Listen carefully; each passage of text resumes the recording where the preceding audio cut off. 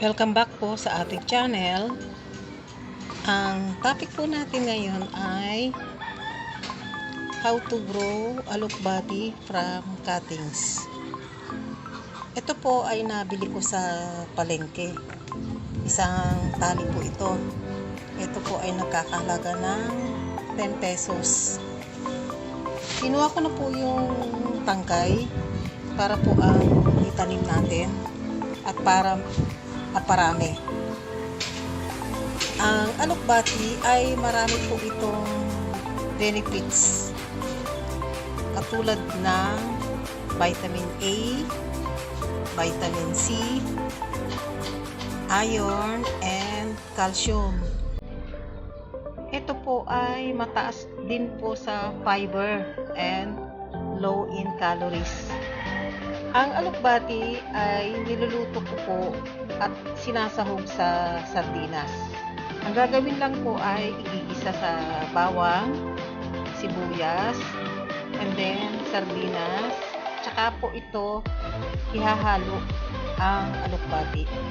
Masarap po siya at tsaka manamis-namis.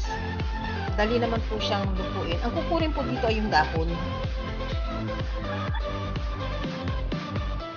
Ito po yung dahon ng alokbati na niluluto. Ito po yung itsura ng dahon. Ito po yung mga unak niya.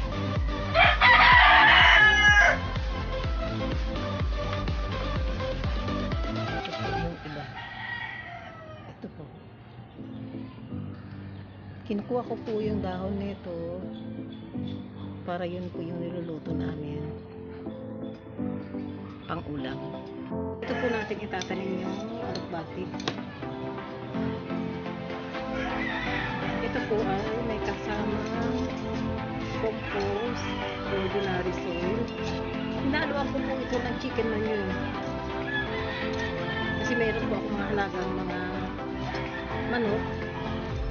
Dinadalay ko muna po yung mga ng mga chicken. Yun po yung ginagawa kong chicken manure.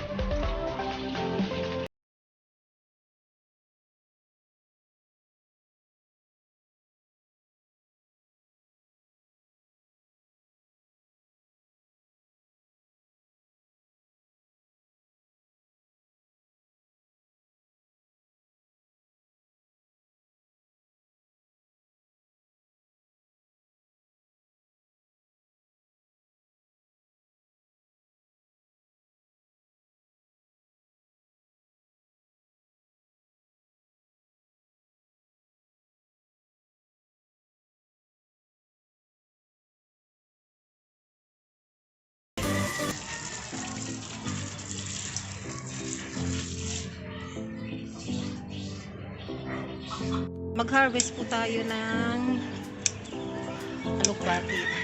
Uwin lang po natin yung dahon. Ito, tubo po ulit yan.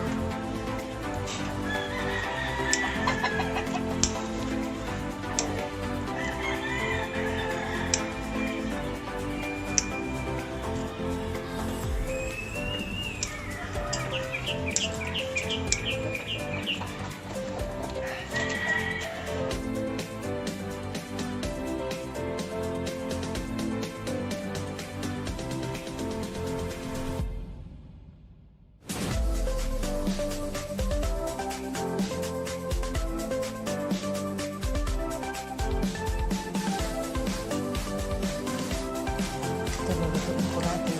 Isa po natin sa sardinas. Nagasa po itong mabuti. Isa po natin sa sibuyas. Ito sardinas. Ito natin mabuti. Kasi tsaka pamuta. Tapos yung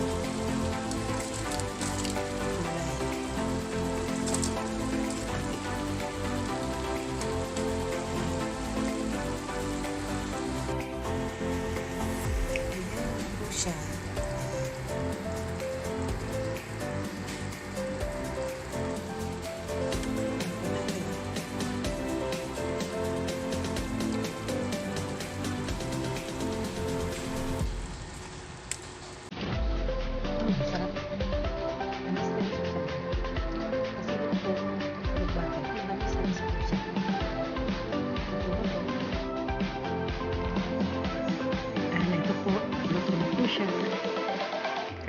tayo. See you ulit. Susunod na video. Salamat po. God bless. Bye-bye.